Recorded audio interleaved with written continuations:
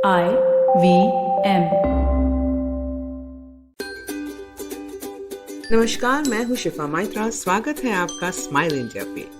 यहाँ मैं हर हफ्ते आपके लिए लाती हूँ देश भर से वो समाचार जो आपको सुर्खियों में नहीं दिखेंगे, पर हाँ उतने ही अहम हैं। ऐसे लोगों के किस्से, ऐसी जगहों की खबरें जहाँ कुछ अच्छा किया जा रहा है, जो हमें उत्साहित कर सकते हैं कुछ करने के लिए। शुरू करते हैं मुंबई से। यहाँ बॉम्बे स्कॉटिश एक जाना माना स्कूल है। अब तो बच्चे घर से पढ़ रहे हैं।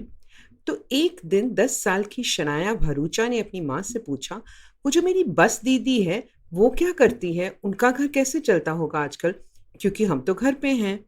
माँ भी सोचने पे मजबूर हो गई बेटी के मासूम सवाल से। अब तो कोई बस फीस भी नहीं भरता। उसने पेरेंट्स के व्हाट्सएप ग्रुप पे ये बात छेड़ी। देखते ही देखते सभी क्लासेस के स्टूडेंट्स और पेरेंट्स को लगा हमें कुछ करना होगा। इतने सालों से ये अटेंडेंस होती हैं हर बस में, बच्चों को सुरक्षित रखती हैं, कोई रो रहा हो तो चुप कराती हैं, बहुत बारिश हो तो बच्चे को घर तक छोड़ के आती हैं। पेरेंट्स ने पता किया कि 180 बस अटेंडेंट्स हैं और फिर आपस में एक टास्क फोर्स बनाया। एक ऑनलाइन प्लेटफॉर्म के जरिए पैसे इकट्ठे करने लगे। सभी पेरेंट्स ने कंट्रीब्यूशन की और आगे अपने दोस्तों और रिश्तेदारों से भी कहा। उसके बाद छात्रों ने भी फुर्ती दिखाई। 7वीं कक्षा की सनाया लालानी और दीवा मिस्त्री ने ऑनलाइन क्लासेस शुरू की 8 में। उन्हीं की क्लासमेट अपूर्वा निगम ने बेकरी क्लासेस शुरू की। फिर कुछ स्टूडेंट्स ने कपकेक्स और कुकीज बनाकर बेचे। सभी ने कमाई फंडरेजर में डाली। कुछ कॉर्पोरेट्स ने भी योगदान दिया और 20 दिनों में तकरीबन 60 लाख से ज्यादा रकम जमा की गई। अब हर बस दीदी और हेल्पर को उनके बैंक अकाउंट में ये पैसे मिलेंगे। मेरी नज़र में सबसे अच्छी बात यह है कि सबने मिलकर ये किया और किसी दीदी को ये नहीं पता कि मदद किसने की। अब बात करते हैं एक बीकानेर की बेटी की जिसने इतिहास रचा है। नाम है तनुश्री पारेख और वो देश की पहली महिला कॉम्बैट ऑफिसर है हमारी बॉर्डर सिक्योरिटी फोर्स में। 51 सालों में पहली बार किसी महिला को चुना गया इस कोर्स के लिए, और वो है तनुश्री। मध्यम वर्गीय परिवार में पली बड़ी ये लड़की अपने पापा की तरह पशु चिकित्सा डॉक्टर नहीं बनना चाहती थी, पर स्कूल कॉलेज में खेल कूद और एनसीसी में बहुत रुचि थी। पढ़ाई में भी अच्छी थी तो इंजीनियरिंग कॉलेज में दाखिला हो गया, पर तनुश्री ने एनसीसी में काम तब भी जारी रखा। जब अच्छी जगह नौकरी मिली तब तनुश्री को एहसास हुआ कि उससे यूनिफॉर्म से ज्यादा प्रेम है। उसने central board armed police force का एग्जाम दिया। इसके बाद वो कोई भी ब्रांच चुन सकती थी। ज्यादातर लड़कियों ने सीआईएसएफ या आईपीएस चुना, पर तनुश्री ने सोचा कि बीएसएफ की इकलौती एंट्री के लिए कोशिश करती हूँ। ये चुनौती उसने न सिर्फ अपने लिए ली बल्कि देश की सभी लड़कियों के लिए। उसे बताया गया कि कोर्स मानसिक और शारीरिक दोनों तरह से कठिन है, पर उसने ये ही चुना। घर से दूर मध्य प्रदेश गई एकेडमी में और वहाँ इकलौती लड़की थी 70 स्टूडेंट्स के बीच। उसने देखा कि सभी को बैच नंबर से पहचाना जाता है, तो उसने सिर्फ उसी पे ध्यान दिया। कड़ी मेहनत की और कभी कभी जब थक जाती थी तो याद करती थी कि उसने जिम्मा लिया है और लड़कियों के लिए राह बनाने का। वो डर नहीं सकती। 2017 में तहकानपुर एकेडमी से ग्रेजुएट करके तनुश्री पारेख भारत में बीएसएफ की पहली महिला असिस्टेंट कमांडेंट बनी। एक और युवा है जिसके काम से बहुत लोगों की मदद हो रही है इस महामारी के बीच। 19 साल के केविन जेकब भी इंजीनियरिंग ही पढ़ रहे हैं त्रिसूर केरला में। इस स्टूडेंट ने 3D प्रिंटिंग द्वारा एक ऐसा मास्क बनाया है जिसमें माइक है, तो पहनने वाले की बात साफ और ऊंची सुनाई देती है सुनने वाले को। इसका आइडिया आया केविन को अपने ही घर में, क्योंकि उसके माता पिता दोनों डॉक्टर हैं जो शुरू से कोविड ड्यूटी पे हैं।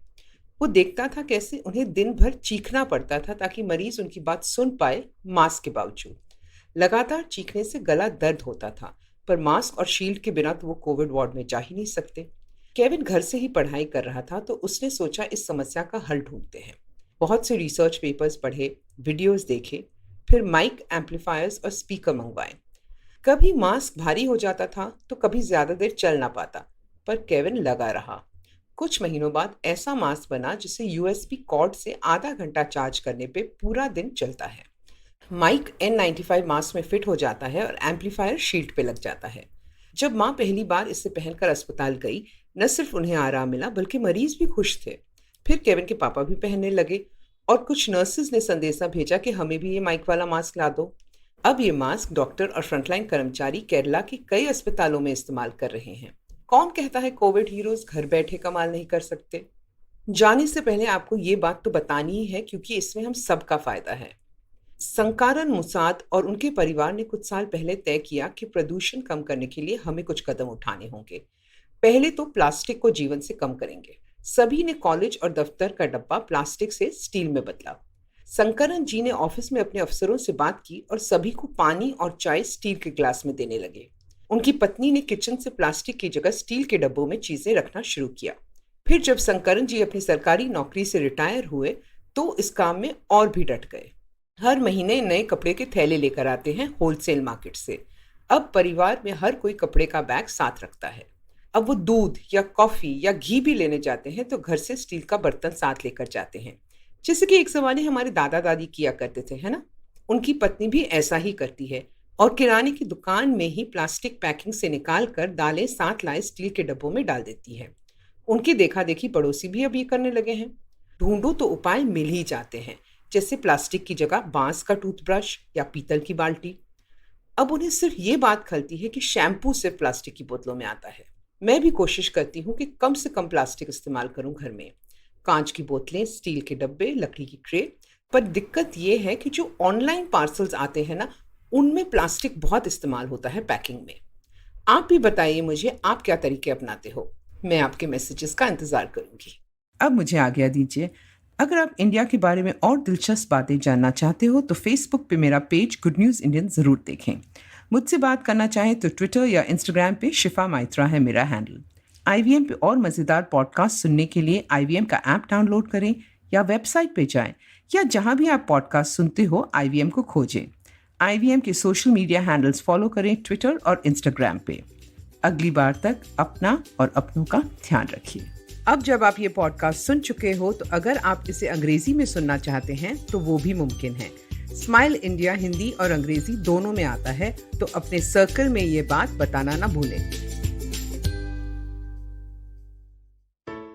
I hope you enjoyed that show. If you aren't following us on social media, please do. We're IVM Podcasts on Twitter, Facebook, and Instagram.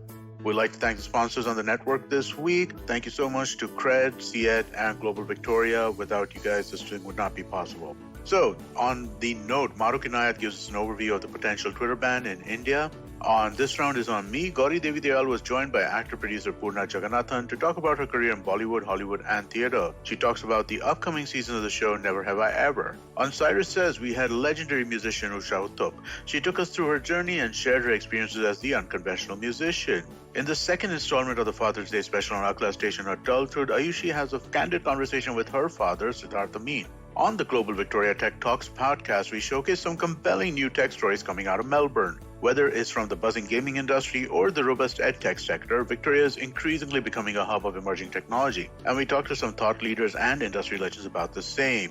Catch all the action from the World Test Championship on the Edges and Sledges podcast. For our Hindi listeners, we have Khel Niti, which goes live on YouTube every morning. And with that, I hope to see you again next week. 2020 is a difficult year. A global pandemic, protests, elections, recessions. You get the picture. What we need is a space where we can have nuanced discussions about global affairs and foreign policy. That's where I come in. My name is Hamsini Hariharan and I host the States of Anarchy podcast. Every second Tuesday, I speak to experts in the field of international relations to make a little more sense of the world. So join me on the IVM podcast app, website, or wherever you're listening to me right now.